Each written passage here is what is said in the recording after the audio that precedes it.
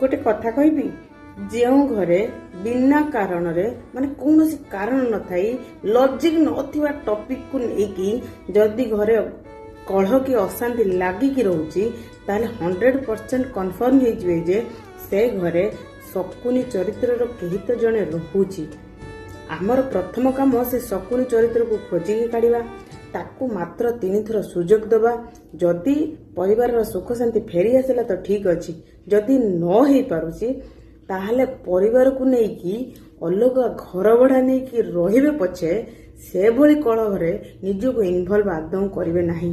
काहेकि ना महाभारत सृष्टि हब ही हब जदि से बिना कारण रे होउथबा कलह को लेकी आमे निजको इनवॉल्व करिकी सेइथिरे कथा को बढ़े चलिबा परिवार सुख शांति नष्ट हवा सहित पिला मानकर भविष्य खराब हो आउ आम निजर भी मानसिक अशांति बढ़ी चलिबो।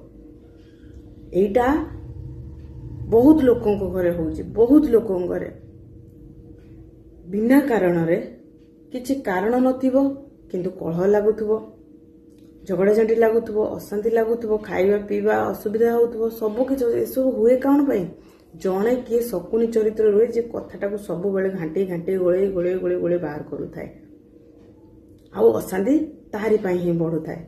तो सेही भली लोक सहित रहिबा कोन दरकार, किछि मिलिबो जदि ताको शांति मिलुजे ताले छाड़ी दियो, से सेही शांति रे सेही भली खेल लगेकी से रहू, ताको खुशी रे एकुटिया छाड़ीदबा सेटा सब से कर्म रे लेखा हे जीवो।